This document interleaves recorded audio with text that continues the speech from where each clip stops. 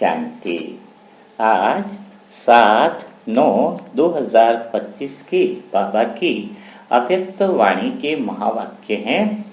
दृढ़ता और परिवर्तन शक्ति से कारण व समस्या शब्द को विदाई दे, निवारण व समाधान स्वरूप बनो। तो आज पूरी अव्यक्त वाणी इसी पर है कि हमें समाधान स्वरूप बनना है। तो टाइटल में लिख सकते हो आप कि समाधान स्वरूप बनना है, उसके लिए विधियां क्या होंगी, है ना। तो सबसे पहली बात तो ये समझनी होगी कि समस्या का कारण और निवारण यानी समाधान करना है। तो समाधान तो वही आत्मा कर सकती है जिसका मन शांत हो। एक दौड़ते हुए व्यक्ति को बोले कि इसका सॉल्यूशन क्या है, तो क्या वह बता पाएगा? नहीं ना, वो तो दौड़ता हुआ और ऑलरेडी परेशान होगा तभी तो दौड़ रहा है ना। तो अशांत मन कभी भी समस्या का समाधान नहीं निकाल पाएगा। अशांत मन जो भी समाधान निकालेगा वो और अशांति का ही निकालेगा, है ना। तो समाधान स्वरूप बनने के लिए मन का शांत होना बहुत ज्यादा जरूरी है। जिसका मन शांत होगा वह सारी समस्याओं को चुटकियों में समाधान के स्वरूप में या फिर हर कारण का निवारण कर लेगा। ठीक बात है। अब बात आती है कि शांत स्वरूप रहने के लिए, है ना, शुद्ध मन शुद्ध में रहने के लिए हमें क्या विधियां अपनानी पड़ेंगी जिससे हम समाधान स्वरूप बन सके, है ना। तो पॉइंट क्या निकली कि समाधान स्वरूप बनने के लिए मन का शांत रहना जरूरी है और मन का शांत रखने के लिए, मन को शांत रखने के लिए योग बहुत ज्यादा जरूरी है, मेडिटेशन बहुत ज्यादा जरूरी है। क्योंकि आप सारी बातों को समझ गए, समस्या का कारण भी समझ गए, है ना। हाँ, तब निवारण भी है, लेकिन उसके लिए जो है वह योग है ना, जो कारण को समाप्त करना है, अपने अंदर परिवर्तन लाना है, दृढ़ इच्छा शक्ति से जो चेंज लाना है, क्या चेंज लाना है वो भी समझ गए।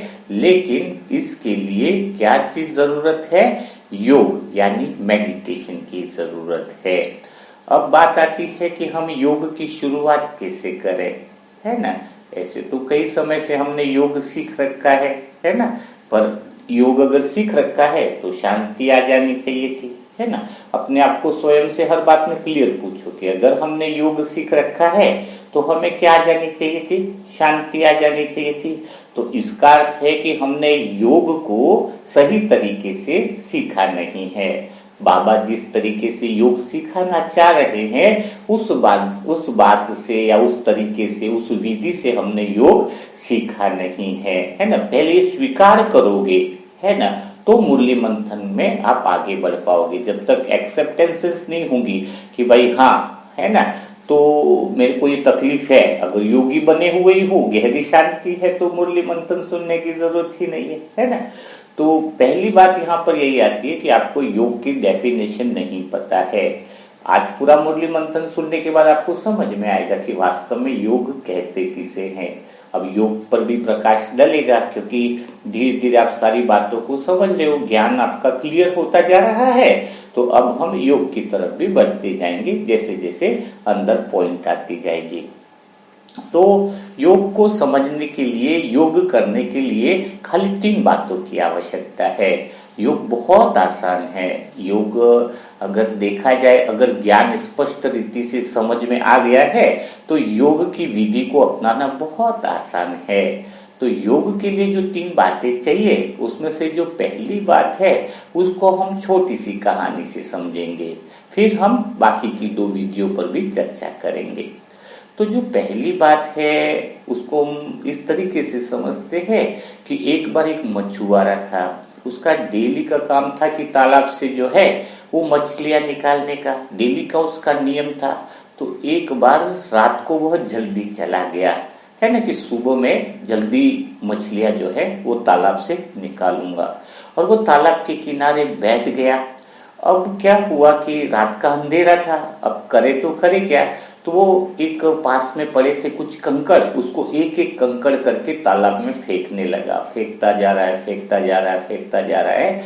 फिर धीरे धीरे क्या हुआ कि सुबह हो गई और हल्का सा प्रकाश भी आ गया। तो उसके हाथ में एक लास्ट कंकड़ जो बचता था, उसके ऊपर जैसे ही प्रकाश गिरा तो उसको समझ में आया ये तो बहुत चमकीली चीज है। उसको पता चला ये तो हीरा है ना। जिसको मैं ऐसे टुकड़े समझ रहा था, कंकड़ समझ रहा था, वो तो हीरा है। उसको बहुत बड़ा दुख हुआ कि मैंने इसका मतलब रात भर में मेरे पास जो हीरो की कोई पोटली गिरा गया होगा, राहगीर होगा उधर से जाते हुए इसकी पोटली गिर गई होगी, तो उस हीरे को मैंने कंकड़ समझ करके फेंक दिया। अब तो उसके पास लास्टली एक ही हीरा बचा था, उसी से संतोष कर रहा है। तो वास्तव में जो हीरे अंधेरे में फेंक दिए और लास्ट में उसको पता चला कि ये हीरा कितना मूल्यवान था, वैसे ही योग वही व्यक्ति कर सकता है जो अंदर की गहरी शांति अपने अंदर भरी हुई गहरे आनंद है ना, परम शांति परम सत्यता है। तो ये जो समय है वो एक एक सेकंड बड़ा महत्वपूर्ण है। संगम युग का एक एक मिनट बहुत महत्वपूर्ण है। इसके अंदर हम भीतर की जो संपदा है, भीतर की जो आनंद है, भीतर का जो प्रेम बहुत समाया हुआ है, भीतर अखुट खजाना है, उसको प्राप्त करने की जिसको ललक होगी, बाहर की दुनिया से जो उब चुका होगा, जिसको अज्ञानता का ज्ञान हो गया होगा, वही आत्मा योगी बन सकती है कि इस क्षण का उपयोग करना वो जानता हो, समय की वैल्यू को समझता हो। नहीं तो समय के क्षण आप ऐसे ही अंधेरे में जैसे हीरे की तरह कंकड़ समझ के निकाल रहे हो और अंत समय में आपको पता चलेगा कि मैंने कितने समय ऐसा ही गवा दिया, कितने क्षण, कितने मिनट, कितने घंटे मैंने व्यर्थ में गवा दिए जिसमें कुछ भी फायदा नहीं था। समय को तालाब में ऐसे फेंक रहा था जैसे उसका कोई वैल्यू ही नहीं है। तो जो बीत गया वो तो चलो जाने दो, लेकिन अभी तो कम से कम बहुत कम समय बचा है, ना के बराबर बचा है। अगर इस समय भी तुमने भीतर की जो संपदा है, गहरी आनंद की जो अवस्था है, परम मौन और परम शांति की जो संपदा है, अगर उसको संभाल लिया, उसको देख लिया, तो भी तुम्हारा समय सफल हो जाएगा।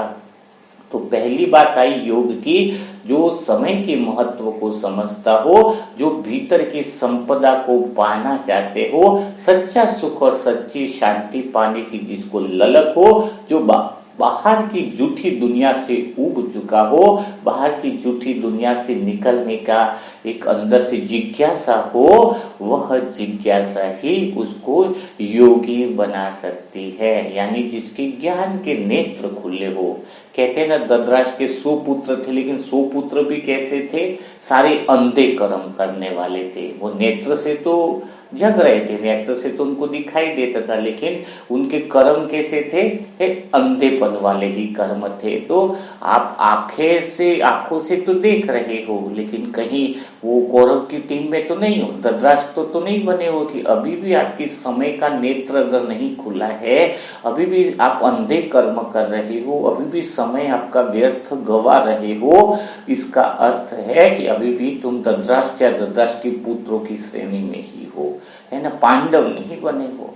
तो योगी अगर बनना है तो इसी पल, इसी सेकंड से ज्ञान के चक्षु को खोलो, समय के महत्व को पहचानो, और साथ में क्या पहचानना है? साथ में यही कि मुझे भीतर की जो संपदा है, पवित्रता की जो संपदा है, अखुट ज्ञान और गुण और शक्तियों का जो खजाना है, उसको प्राप्त करना है, उसको अनुभव करना है। एक पल, एक समय भी मुझे वेस्ट नहीं करना है। तो यह हो गया योगी बनने के लिए बेसिक स्तंभ, आधार स्तंभ। तो आप लोग क्या तैयार हो हर पल हर सेकंड यूज करने के लिए? तो हम आगे की स्टेज में बढ़ते हैं, जो योग की दूसरी अवस्था होगी। ठीक है ना? तो दूसरी अवस्था क्या है? जहां पर वो भीतर की संपदा प्राप्त करो, समय का यूज कैसे करो, है ना। अब बात आ रही है कड़ी से कड़ी जुड़ती हुई कि आप भीतर की संपदा का यूज कैसे करो, उस तक पहुंचो कैसे, है ना। तो दूसरी जो वृत्ति आई है, दूसरी जो चीज है योगी बनने के लिए, आपको होश में रहना है ना। क्या रहना है? अगर आप होश में हो तो आप योगी हो। योगी मतलब निरंतर योगी हो, है ना। तो होश में रहने का अर्थ क्या है? होश में रहने के लिए योग की डेफिनेशन समझनी है। योग की परिभाषा एक ही है कि जो मैंपन की वृत्तियां हैं, अहंकार की जो वृत्तियां हैं, उस वृत्तियों का त्याग ही क्या है, उस वृत्तियों का त्याग ही योग है ना। तो अहम वाली वृत्तियां, जो अशुद्ध मैं के जो संस्कार है, वही तो दुख देने वाले हैं, वही तो समस्या बने हुए हैं ना। उनकी समस्या सारी कहाँ से आ रही है, अशुद्ध मैं से ही तो आ रही है ना। तो योग का अर्थ क्या है, अशुद्ध मैं को समाप्त करना। अशुद्ध मैं यानी अशुद्ध मैं की आदतें, वृत्तियां भी जो बनी हुई है, अहंकार की वृत्ति जो बनी हुई है ना। अब देहपान की वृत्ति बोलो, अहंकार की वृत्ति बोलो, अहम बोलो, चाहे कुछ भी इसका नाम दो, अशुद्ध मैं बोलो, तो उन वृत्तियों को समाप्त करना ही योग है। क्योंकि योग मन क्या है, जैसे 10 बैल को अलग अलग दिशा में बांध दिया जाए, है ना। अब उनको आगे बढ़ाएं, बांध दिया, तब 10 बैल अलग अलग दिशा में बंधे हुए हैं, तो 10 अलग दिशा में जाएंगे, फिर एक दिशा में जा कैसे पाएंगे। तो योग का अर्थ ही है एक अखंड मन, है ना। और तुम्हारी वृत्तियां इतनी ज्यादा हैं, अलग अलग तरह की वृत्तियां हैं, अलग अलग तरह का अशुद्ध में जुड़ा हुआ है, तो वह मन तो अलग अलग दिशाओं में जा रहा है। एक मन जो है वो किसी फ्रिज टीवी में जा रहा है, एक मन परिवार में जा रहा है, एक विषय वासनाओं में जा रहा है, एक संसार की कामनाओं में जा रहा है। तो ये जो आपके मन के अलग अलग घोड़े हैं, जिसको कहा जाता है कि मन कंट्रोल में नहीं, इसलिए कहा ही यही जाता है कि अशुद्ध मन की जो इतनी अलग अलग वृत्तियां हैं, वह अलग अलग दिशा में जाने को बोलती है ना। जैसे नसरुद्दीन का एक जोक से याद आता है कि वो ट्रेन में बैठा, वो ऊपर बैठा हुआ था, ऊपर की बर्थ थी, तो वो नीचे वाले को बोले कि ट्रेन में कि भाई आप कहाँ जा रहे हो, तो उसने बोला मैं मुंबई जा रहा हूँ। नीचे वाले को पूछा, तो उसने नीचे वाले ने पूछा आप कहाँ जा रहे हो, बोले मैं कैलकाटा जा रहा हूँ। देखो कितनी टेक्निक बढ़ गई है कि मैं ऊपर बैठा हूँ और मैं कैलकाता पहुंचूंगा और तुम बम्बई पहुंचोगे, है ना। तो बस यही चीज हो रही है कि तुम आदि वृत्तियां अलग अलग दिशा में तुम्हें लेकर के जा रही है और तुम बहुत भ्रमित होकर के बैठे हो। तो इतना टुकड़ों वाला मन जो बैठा हुआ है, अशुद्ध वृत्तियां जिसके अंदर है, इतनी अलग अलग तरह की कामनाएं हैं, वह भला योगी कैसे हो सकता है। वह तो योगी नहीं हो सकता है, और योगी नहीं होगा तो मन शांत नहीं होगा, और मन शांत नहीं होगा तो आप समाधान स्वरूप नहीं बन सकते हो, है ना। तो अब बात क्या आती है? अभी योग के अंदर हमारी बात आई कि हमारा अखंड मन चाहिए, खंडित वाला मन नहीं चाहिए, एक दिशा में जाने वाला मन चाहिए। और एक दिशा में मन जाए उसके लिए हमारे अशुद्ध में की जो वृत्तियां अलग अलग है, उसको हमें समाप्त करना होगा। अशुद्ध वृत्तियों को अगर हम समाप्त कर दें तो हमारा योग सदा काल के लिए परमात्मा से लग जाएगा। ऐसी गहराई में डूब जाओगे, घंटों घंटों आपको पता नहीं रहेगा, क्योंकि परम आनंद की कोई सीमा नहीं है, परम शांति की कोई सीमा नहीं है। उस परमात्मा प्रेम में डूब जाओगे, गहराई में चले जाओगे। जब तुम्हारा मन अखंड हो जाएगा, एकाग्र चित्त हो जाएगा। एकाग्रता का अर्थ ही यही है, मन अशुद्ध वृत्ति से, अशुद्ध मैं से मुक्त हो जाए। तो यहाँ तक आप साथ में चल रहे हो, मेरे शब्दों के साथ आपको बने रहना है। आपका ध्यान एकाग्र रहे, अशुद्ध मन आपको वृत्तियों में भटका सकता है, इसीलिए आपको अटेंशन में बने रहना होगा।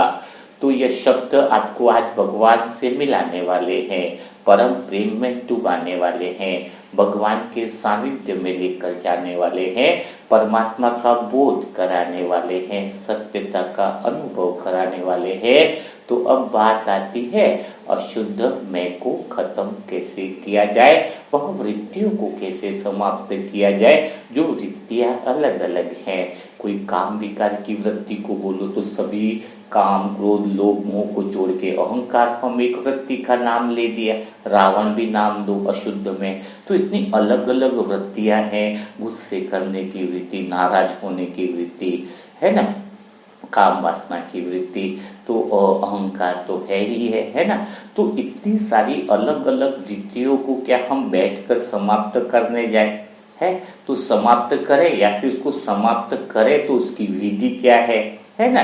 तो अभी हम देखेंगे, समझेंगे उन अशुद्ध वृत्तियों को समाप्त करने की विधि क्या है। इसको भी थोड़ा सा हम एक छोटी सी कहानी से थोड़ा समझ लेते हैं। तो एक बार एक राजा था, तो वह जंगल में एक बहुत बड़े पहुंचा हुआ साधु रहता था। तो वह साधु के पास गया और बोला कि मेरा मन बड़ा अशांत है, धन दौलत सब कुछ है मेरे पास, लेकिन मुझे शांति नहीं है, तो कृपया करके मेरे अशांत मन को आप शांत कर दीजिए। तो साधु ने बोला कि ठीक बात है, लेकिन इसके लिए तुम्हें कल सुबह 4 बजे मेरे पास आना पड़ेगा और फिर मैं तुम्हारे अशांत मन को शांत कर दूंगा, है ना। तो राजा के मन में तो बहुत सारे विचार चले कि ये साधु क्या करने वाला है, और ऊपर से बोला कि तुम्हें अकेले ही आना है। तो उसको तो लगा कि भाई अभी क्या किया जाए। तो भी उसने सोचा कि वो पहुंचा हुआ साधु है तो जरूर कुछ न कुछ विधि बताएगा। तो फिर वो दूसरे दिन सुबह 4 ही बजी थी और साधु के पास पहुंच गया। तो जैसे ही साधु के पास पहुंचा, उसने बताया कि भाई मेरा आप अशांत मन को ठीक करो। तो वो साधु पूरा डंडा लेकर के बैठा हुआ था। उसने बोला कि ठीक है, पहले ये बताओ कि तुम्हारा अशांत मन है किधर। मैं डंडा लेकर के बैठा हूँ, उसको वहीं ठोकूंगा, वहीं मारूंगा, वहीं पीटूंगा, पहले जरा ढूंढो कहाँ है तुम्हारा अशांत मन। राजा एकदम चकराया, बोले देखो, बहुत प्यार से देखो कि कहाँ है। उसने आंखें बंद करी तो उसने वो अशांत होने वाली बातों को देखा, अशांत मन को देखा। आधा घंटा हुआ होगा लगभग, उसका मन धीरे धीरे शांत होने लगा, क्योंकि अशांत मन का जो मैं है, जिसकी वजह से यह समस्या उत्पन्न होती, वो मैं तो है ही नहीं। अगर उसको गहराई से देखा जाए, समस्या के मूल कारणों को, विषय के कारणों को, वृत्तियों और संस्कारों के कारणों को अगर देखा जाए तो क्या है, वो वास्तव में है ही नहीं। तो धीरे धीरे जब इसकी गहराई में पहुंचते हैं तो शुद्ध मन तक हमारी यात्रा पहुंच जाती है। तो वो जैसे आंखें खोली, उसने चरण स्पर्श कर लिए साधु से, बताया कि मुझे वास्तव में आज गहरी शांति का मूल मंत्र मिल गया है ना। तो साधु ने बोला कि फिर इसकी प्रैक्टिस करो और इस अभ्यास को आप बढ़ाओ। तो बात आती है वृत्तियों को, अशुद्ध वृत्तियों को, अशुद्ध संस्कारों को खत्म करने की। तो सबसे पहली बात है कि जब हम देखते हैं वह तो अशुद्ध मैं से उत्पन्न हुई और वो मैं तो है ही नहीं, है ना, दिखता ही नहीं है। अशुद्ध मैं तो दिखता नहीं, वो तो भ्रम मात्र है, वो तो असत्य है। तो हमें इन अशुद्ध वृत्तियों को खत्म करने के लिए लड़ना नहीं है। क्या नहीं करना है, तो जो दूसरी योग की विधि बताए ना, होश में रहना, तो ये होश में कैसे रहा जाए, पहले यह चीज आपको सिखाई जा रही है। इन बातों को ध्यान में रखने से ही आप योग में प्रवेश कर पाओगे, है ना। ये तो आरंभिक स्टेज है आपकी, योग के लिए बेसिक चीजें हैं जिनको समझना है। फिर योग कैसे करेंगे वो बात तो बहुत आगे की आगे, है ना। तो क्या है कि आपको सुन के अशुद्ध वृत्तियों से लड़ना नहीं। आप काम विकार से लड़ रहे हो, आप गुस्से से लड़ रहे हो, ये लड़ रहे हो, तो आपको करना क्या है, खाली अब उनके विचारों को देखना है। अशुद्ध में उत्पन्न होने वाले विचारों को देखना है, उसको समाप्त करने की कोशिश मत करना कि मैं भी काम विकार का विचार उत्पन्न हुआ तो मैं इसको समाप्त कर दूं। ये विचार उत्पन्न हुआ तो गुस्से का आया तो अभी तुरंत कई लोग बोलने लगते कि मैं शांत स्वरूप शांत, रटता रहता है। तो वो मैं ही तो बोल रहा है अशांत स्वरूप हूं, तो शांत स्वरूप, उससे कुछ तो फायदा नहीं हुआ, है ना। तो आपको वृत्तियों को समाप्त करने के लिए सबसे पहले आपका शुद्ध मन उस अशुद्ध मन से उत्पन्न हुए विचारों को खाली देखे, है। देखने से क्या हुआ, एक तो पता चलेगा कि मैं देखने वाला अलग हूं और जिन विचारों को देख रहा हूं वह मेरे विचार नहीं है, वह अशुद्ध में से उत्पन्न होने वाले विचार है और इसका मेरे से कोई संबंध नहीं है। जिसका आपका किसी से संबंध ही नहीं है, उससे आपको मतलब ही क्या है कि काम विकार के उत्पन्न हो रहे या दूसरों से कोई विचार उत्पन्न हो रहे, गुस्से के उत्पन्न हो रहे, आपको इससे संबंध भला क्या है जो आपके है ही नहीं, है ना। तो पहला काम क्या करना है, होश से जीने का अर्थ है कि आप इन विचारों को बड़े ध्यान से खाली देखना है, दमन करने के पीछे भी नहीं जाना है। दमन करोगे तो तुम उलझ जाओगे, तुम्हारी शक्ति उसको मिल जाएगी। मन की शक्ति किसको मिल जाएगी, विचारों को मिल जाएगी। अब देखना मात्र है, देखने मात्र से ही वह विचार जो है, काम विकार हो, ये विचार हो चाहे दूसरे विचार हो, वह स्वतः ही समाप्त हो जाएंगे। कैसे समाप्त हो जाएंगे इसको भी हम बहुत अच्छे से समझते हैं। जैसे किसी ने अपने को पत्थर से मारा, दूर से पत्थर फेंका, हम बच गए, दोबारा फिर पत्थर फेंका, फिर हम बच गए, तीसरी बार पत्थर फेंका, फिर हम बच गए।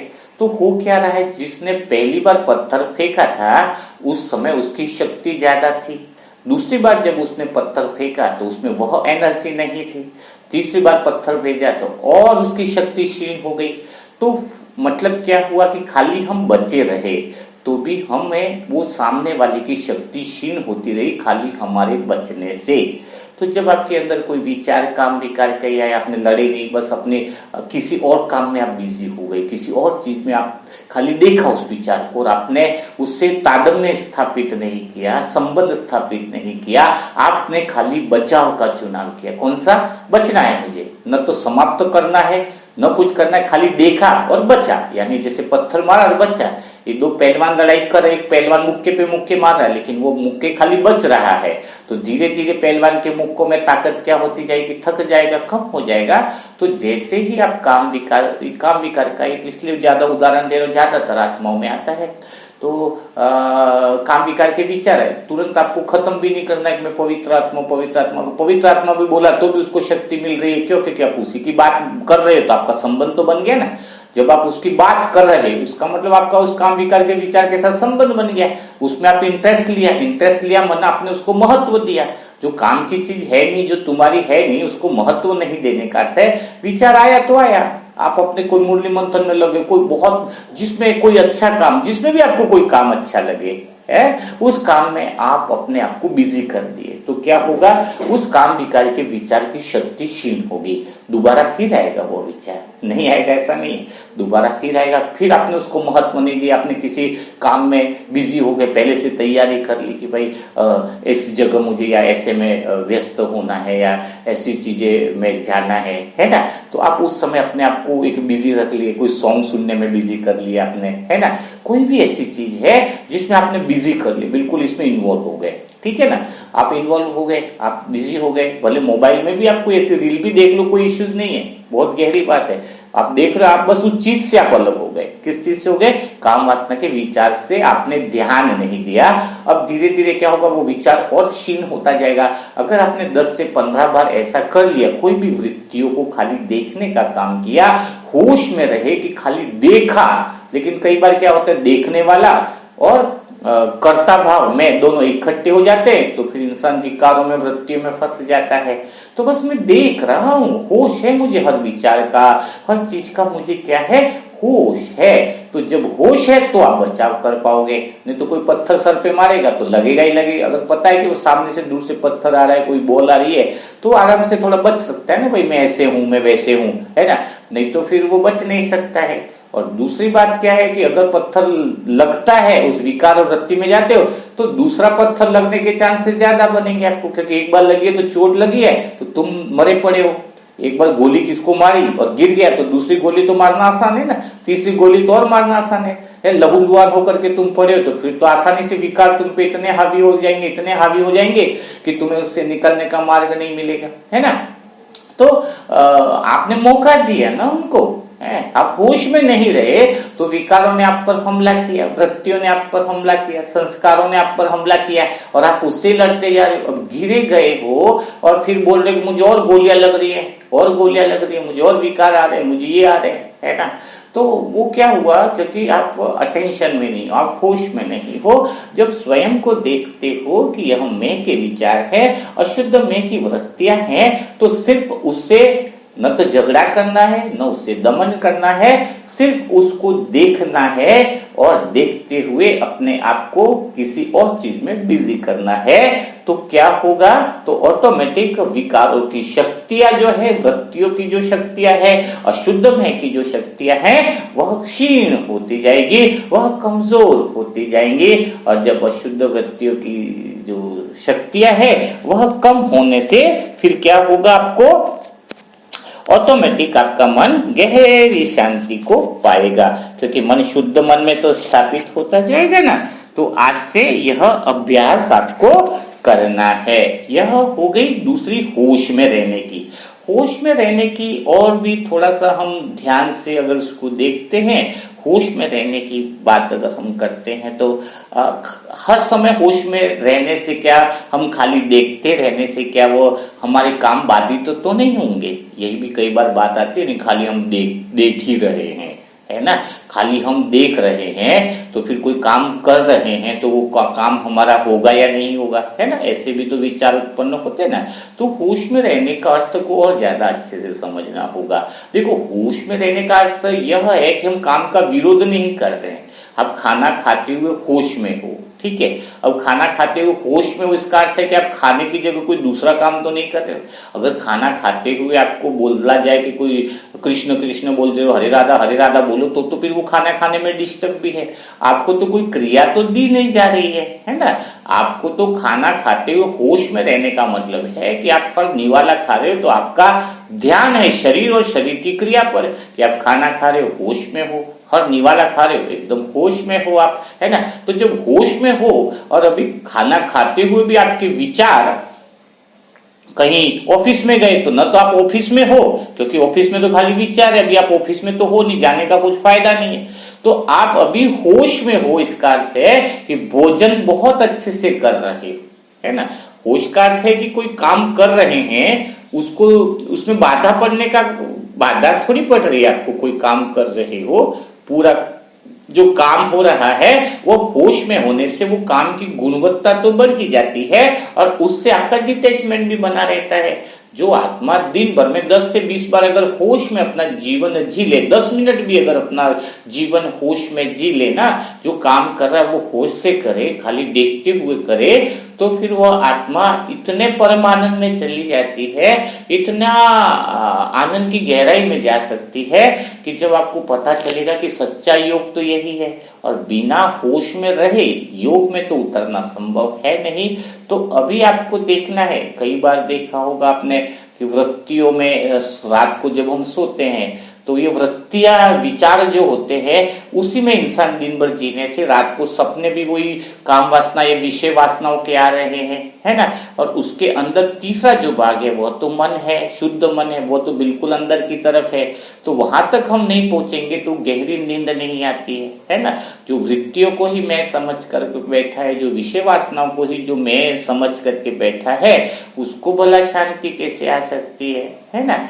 तो यहाँ पर ये बातें देखने की बात करनी है। और जो देखता है, यानी अब देखो शरीर जैसे आपका दौड़ रहा है तो आपकी शरीर में ज्यादा क्रियाएं हो रही है, तो आपका इसका अर्थ क्या हुआ, शरीर में ज्यादा क्रियाएं होने का अर्थ हुआ कि आपकी श्वासों की गति बहुत तेज हो जाएगी। शरीर को एनर्जी की ज्यादा जरूरत है ना।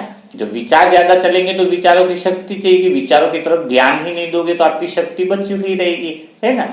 तो जैसे आप होश में हो तो होश में क्या करना है, आप ऑलरेडी शांति में जा रहे हो, खाली देख रहे हो। देखने से सारे विचार शांत होते हैं, देखने से तो बातें भी इतनी अच्छे से होती है कि जैसे भी आप बैठ गए तो शरीर को जैसे आपने रिलैक्स छोड़ दिया, चेयर पर बैठे हो तो शरीर इतना रिलैक्स छोड़ दिया कि मानो मुर्दा शरीर पड़ा, आपका अटेंशन बिल्कुल रिलैक्स आप शरीर पड़ा है। अब होश में देखने का मतलब कैसा है, जैसे अभी हम प्रैक्टिकल थोड़ा 1-2 मिनट करते हैं ताकि आपको अभ्यास की जानकारी हो, फिर हमें योग की तीसरी बात भी करनी है ना इसके लिए, है ना। तो जैसे अभी आप बैठे हो तो बिल्कुल शरीर से शांति से बैठे हो, होश में हो, बिल्कुल हर चीज देख रहे हो। तो अभी जैसे ही आप अहम वृत्ति को देख रहे हो, वह वृत्तियों को देख रहे हो, है ना, देहभान के संस्कारों को खाली देख रहे हो, अपने शुद्ध मन से देख रहे हो। तो जैसे ही आपको 5 तक हम काउंटिंग करेंगे और उसको देखते रहने से क्या होगा, आपकी अशुद्ध वृत्तियां शांत होती जाएंगी, समाप्त होती जाएंगी। तो जैसे ही मैंने 5 को काउंट किया, आपकी अशुद्ध वृत्तियां की ताकत बहुत क्षीण होती जा रही है, बिल्कुल कमजोर होती जा रही है। जैसे ही 4 बोला, आपकी अशुद्ध वृत्तियां गहरी शांति में जा रही है, दिव्यालौकिक शांति में जा रही है। जैसे ही 3 बोला, आपकी अशुद्ध वृत्तियां संपूर्ण रूप से परम शांति को पा गई, सदा काल के लिए समाप्त हो गई है। आप बिल्कुल ध्यान से देख रहे हो, आपका पूरा ध्यान मेरे शब्दों पर है। ये शब्द आपको शुद्ध मन में स्थापित कर रहे हैं। शुद्ध मन जो संपूर्ण चेतना का शुद्धतम स्तर है। जैसे ही 3 बोला और गहरी शांति में, जैसे ही 2 बोला, आप शुद्ध मन में स्थापित हो गए हो, शुद्ध चेतना में स्थापित हो गए हो, पूर्ण पवित्रता में स्थापित हो गए हो, संपूर्ण परम प्रेम में डूबी हुई स्वच्छ सुंदर स्वयं की जो सच्ची अवस्था है उसमें स्थापित हो गए हो। जैसे ही 2 और 1 बोला, आप संपूर्ण भाव समान स्थिति का अनुभव कर रहे हो, संपूर्ण गहरी परम मौन अवस्था का अनुभव कर रहे हो, परम शांति का अनुभव कर रहे हो, सभी बातों से डिटैच हो। तो योग मना क्या है कि हम जब अपनी शुद्ध वृत्तियों को यह अनुभव करें कि देखते देखते यह शुद्ध वृत्तियां समाप्त होती जा रही हैं, गहरी शांति में जा रही है। धीरे धीरे आपको यह अनुभव होने लगेगा, अंतर्मन से आवाजें आने लगेगी। अलग अलग वृत्तियों से लड़ना नहीं है, सारी वृत्तियां शांत हो रही हैं, है ना। तो सारी वृत्तियों से आप डिटैच हो गए तो वो वृत्तियों कमजोर पड़ जाएंगी, तो पूरी शांत अवस्था में हो जाएंगी, फिर वो उछाल नहीं मारेंगी, है ना। तो उन अशुद्ध वृत्तियों में भी शुद्ध मन का गुण आ जाएगा, वो सदा के लिए दब जाएंगी, समाप्त हो जाएंगी, है ना। तो इस तरीके से आपको जो है वह बात करनी है। और आपको लगेगा कि जैसे आप शुद्ध मन में शरीर को बिल्कुल रिलैक्स, तो आपकी श्वासों की गति कम होने लगेगी। जैसे एक मिनट में 10-12 बार कोई श्वास ले रहा है, तो अगर आपने शरीर को ढीला छोड़ करके अशुद्ध मन शांति में जा रहा है, ऐसा आपने अभ्यास किया ना, वृत्ति शांत हो रही, उसको देखना चालू किया, तो धीरे धीरे आपके श्वासों की गति बहुत कम हो जाएगी। 3 या 4 कोई देखेगा कि इधर इसके अंदर कोई है भी या नहीं, इसी को शरीरीपन कहते हैं। क्योंकि आप डिटैचमेंट हो गए तो शरीर को भी कोई एनर्जी की आवश्यकता ही नहीं ना, कुछ काम ही नहीं कर रहा है ना, शरीर को न तो दौड़ रहा है न भाग रहा है, तो इसको एनर्जी की जरूरत ही नहीं है ना। एक श्वास भी हल्की धीमी तो भी शरीर तो चल रहा है ना। तो आप ऐसी गहरी शांति में चले जाओगे कि बहुत गहरी नींद में हो, और आप जैसे वापिस आओगे तो ऐसा लगेगा कि आप तरोताजा आ गए हैं, आपके मन की शक्तियां जो हैं वह बढ़ चुकी है। इस तरीके से आपको अनुभव होने लगेगा। तो दूसरी पहली विधि तो कौन सी बताई थी कि योग की वैल्यू और उसको समझना है। दूसरी आपको विधि बताई योग के लिए होश की विधि बताई, है ना। होश से ही आपकी वृत्तियां जो हैं वो देखना चालू करो, होश से तो वृत्तियां जो हैं वो सारी समाप्त हो जाएगी। तीसरी जो विधि है वह आपकी परखने की शक्ति। योग के लिए परखने की शक्ति बहुत ज्यादा जरूरी है। अगर आपके लिए पास परखने की शक्ति नहीं है तो आप कभी योगी नहीं बन सकते हो। अब परखने की शक्ति से ही योग के अंदर प्रवेश किया जा सकता है। यह बेसिक स्टेजें बताई जा रही है। योग में धीरे धीरे इन बातों को जानोगे तो प्रवेश करना आसान रहेगा। तो परखने की शक्ति में आप क्या समझते हो? हमेशा आप ये सोचते हो कि मैंने इस इंसान को परख लिया, दूसरे को परख लिया, उसको परख लिया, है ना। तो परखने की शक्ति को इसको नहीं कहते हैं, परखने की शक्ति को गलत परिभाषित किया है। आप कहोगे कि मैंने इसको जान लिया है, इसने मुझे धोखा दिया, यानी मैंने इसको परखा नहीं था, है, इसने मुझे 10,000 का नुकसान किया, मैंने इसको परखा नहीं था। इसको परखने की शक्ति नहीं कहते हैं, है ना। परखने की शक्ति जैसे किसी इंसान को अच्छा मान लिया और फिर आपको पता चला कि वो बुरा निकला, इसका मतलब तो आपकी परखने की शक्ति सही नहीं हुई, यही हुआ ना। तो परखने की शक्ति का सही अगर प्रयोग करोगे तो पहली बात है कि आप दुनिया में कभी धोखा नहीं खाओगे, ये तो पहली बात होगी। परखने की शक्ति से आप दुनिया में कभी समस्या में नहीं उलझोगे, यह दूसरी बात होगी। परखने की शक्ति होगी तो विषय वासना और काम विकार या जो अहम वृत्ति है, देहभान की वृत्ति है, उसमें कभी प्रवेश नहीं करोगे, वो कभी तुम पर हावी नहीं होगा। तो परखने की शक्ति होती क्या है, उसको थोड़ा सा समय बचा है तो उसको समझेंगे, अगर टॉपिक रह गया तो और हम इसको कवर कर लेंगे, ठीक है ना। तो परखने की शक्ति का अर्थ 2 चीजों में देखा जाएगा। इस बात में ध्यान रखना कि आपका केंद्र बिंदु क्या है। केंद्र बिंदु 2 हैं। अगर आप अहम केंद्र से, अशुद्ध मन से परख रहे हो दुनिया को, तो अशुद्ध मन हमेशा सुविधा के आधार पर देखता है क्या चीज देखता है कि आपको दुनिया में किस किस व्यक्ति से क्या क्या सुविधाएं मिल रही हैं, वो चीजें आपको अच्छी लगेंगी, है ना। क्योंकि आप तो सामने वाले को परख लो, टीवी से क्या सुविधा मिल रही है, बाइक से क्या सुविधा मिल रही है, पैसों से क्या सुविधा मिल रही है, 2 मकान है उससे क्या सुविधा मिल रही है, 2 गद्दे हैं उससे क्या सुविधा मिल रही है, कोई घर में देरानी जेठानी, देरानी मेरे घर का आधा काम कर रही है तो मुझे सुविधा मिल रही है। तो अभी आपका केंद्र बिंदु क्या है परखने का? आपका केंद्र बिंदु है अंदर तो है अशुद्ध मन, जो क्या मांगता है? सुविधा मांगता है, ठीक है। तो आप सामने वाली चीजों को परख रहे हो, और फिर आधार क्या हो जाएगा? सुविधा ही है। तो ये छोटा टीवी है, इससे तो अच्छा बड़ा टीवी ले ले, उसमें सुविधा अच्छी है। अच्छा 10,000 का फोन ले लो, एक काम करो ना 25,000 वाला ले लो, उसमें मेमोरी अच्छी है। तो आप परख क्या रहे हो कि छोटा मोबाइल अच्छा है कि बड़ा मोबाइल अच्छा है, ये टीवी अच्छी कि वो टीवी अच्छी है। अब आपने परखा, शादी करा रहे बेटे की, थी बहू कौन सी लाई, ये बहू लाई, पैसे वाली, ये कम पैसे वाली, ये लाए कि वो लाए। तो आप परख कौन सी रहे हो? क्योंकि आपने आधार केंद्र बिंदु कौन सा बना रखा है? पीछे अशुद्ध में को, जो सुविधा मांगता है। खाली क्या मांगता है? सुविधा को देखता है ना। चाहे उसका नुकसान हो रहा हो, चाहे उसकी चेतना का स्तर गिरा, चाहे कुछ भी हो, वह परख रहा है सिर्फ कि यह जो सुविधा है। ज्यादा डायमंड नेकलेस है जो महंगे वाला है, तो एक कम पैसे वाला है, कोई गिफ्ट दे रहा है तो आप उसको बोलोगे कि यार ये महंगे वाला गिफ्ट दे रहा है, तो वो आपके लिए विशेष हो गया, क्योंकि आप तो मूल्य का निर्धारण कर रहे हो, उसमें देख करके आप बहुत अच्छे लगोगे, है ना। तो यह परखने की शक्ति का बिल्कुल गलत परिभाषा है। तो परखने की शक्ति के लिए केंद्र बिंदु क्या होना चाहिए? दूसरा, शुद्ध मन का केंद्र होना चाहिए। तो अशुद्ध में का केंद्र तो हुआ, अशुद्ध में का केंद्र हुआ आपका सुविधा, और तो शुद्ध मन का केंद्र क्या होगा? सच्चाई। यानी परखना मुझे स्वयं को है, हर चीज के साथ मुझे स्वयं को परखना है। जो ईमानदारी से किसी को बोले ना तू गलतियां कर रहा है, मानने को तैयार नहीं है। तो शुद्ध मन से परखना यानी मेरी सच्चाई से, केंद्र बिंदु में सच्चाई रखो, सुविधा न रखो। और सच्चाई का अर्थ क्या है कि कौन सा इंसान बुरा है तो कौन सा गलत है, तो मेरी एक ही बात है, मुझे दुनिया के हिसाब से मेरे लिए वह इंसान बहुत बढ़िया है जो मेरी सच्चाई को जगाता है, मेरी बेहतरीन जिसमें होती है, मेरी आत्मिक उन्नति जिसमें होती है, वह इंसान मेरे लिए बढ़िया है।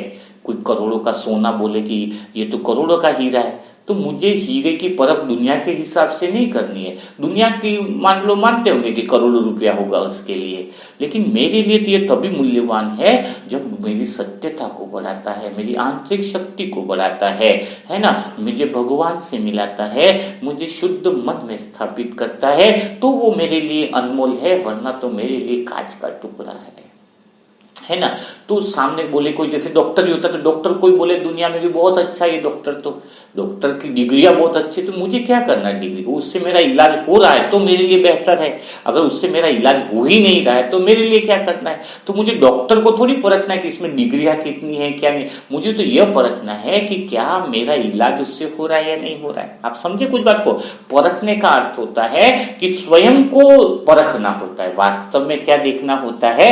स्वयं को परखना होता है। कोई इंसान अच्छा या बुरा का कोई मतलब नहीं, किसी के लिए अच्छा होगा किसी के लिए बुरा होगा, हमें इन बातों में जाना ही नहीं है। हमारे तो परखने का जो केंद्र बिंदु है, कोई घटना है अगर वो मेरे सत्यता को बढ़ा रही है, कोई सत्यता की शक्ति को ज्यादा कर रही है, या अतीत में कोई घटना है जो मेरे आत्मिक स्थिति को बढ़ा रही है, तो उस घटना को मैं याद करूंगा ना। वो घटना से तो मुझे स्मृति बढ़ रही है, मेरी सत्यता बढ़ रही है। कोई बोलेगा कि पुरानी बातों को भूल जाओ, तो अतीत को भूलना यानी कौन सी बातों को भूलना? जिन बातों से मेरी चेतना का स्तर गिर रहा है ना, जिन बातों से मेरी अहम वृत्ति बढ़ती जा रही है, अहंकार बढ़ता जा रहा है, तो उन बातों को मुझे भूलना है। बाकी तो हमें सत्य की बातें स्मृति बढ़ा रही है तो उसको थोड़ी भूलना है ना।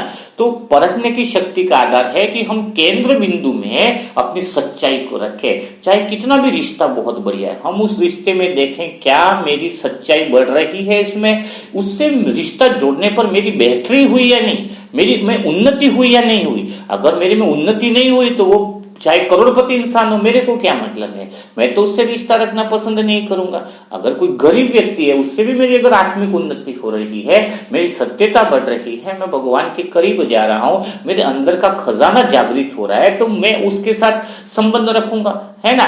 तो कोई धोखा आपको तभी दे सकता है जब आप सुविधा मांगते, उसको सुविधा का केंद्र बिंदु रखते हो अंदर कि मुझे तो उससे सुविधा मिल रही है, मेरे तो ये काम हो जाएंगे, प्लॉट लेना है या मकान बनाना है या दूसरा कोई काम करना है, तो आप तो सुविधाएं देख रहे हो ना। आपने केंद्र बिंदु में क्या रखा है? केंद्र बिंदु में सुविधा रखी है, उसी हिसाब से तुम परख रहे हो लोगों को, है बाहर से ही परख रहे हो, खुद का तो देख ही नहीं पा रहे हो। बाहर की चीजें भाई आपको क्या लगता है सुविधा के केंद्र मैं तो सही हूं, बाकी सब दुनिया वाले गलत और सही हो सकते हैं। आपने क्या सोचा दुनिया वाले सही और गलत हो सकते हैं, मैं तो सही होता, तो आपने तो खुद के लिए तो घोषणा कर दी मैं सही हूं। अब आप दुनिया वाले को ही परखोगे, है ना। टीवी अच्छी है कि बुरी है, तो दूध कम वाली आप दोनों मॉडल में ही जाओगे, सैमसंग लू कि एलजी लू, है। आप अंदर नहीं देख रहे कि मेरे लिए सैमसंग बढ़िया है कि मेरे लिए एलजी, कौन सी चीज है जो मेरे को चेतना का स्तर गिरा रही है, तो दोनों बेकार है, तो काहे को जाना है उसमें, है। तो अंदर जो केंद्र बिंदु को सच्चाई में रखकर, शुद्ध मन को रखकर जो परखता है, परखने की शक्ति कि मैं स्वयं को परखूं कि ये चीज मेरे लिए बेहतर है नहीं है या नहीं, ये संग मेरे लिए बेहतर है या नहीं, ये घटनाएं जो घट रही क्या मेरे लिए बेहतर है या नहीं है। हर बात को जो अंदर से यह अटेंशन रखना ही योग है ना।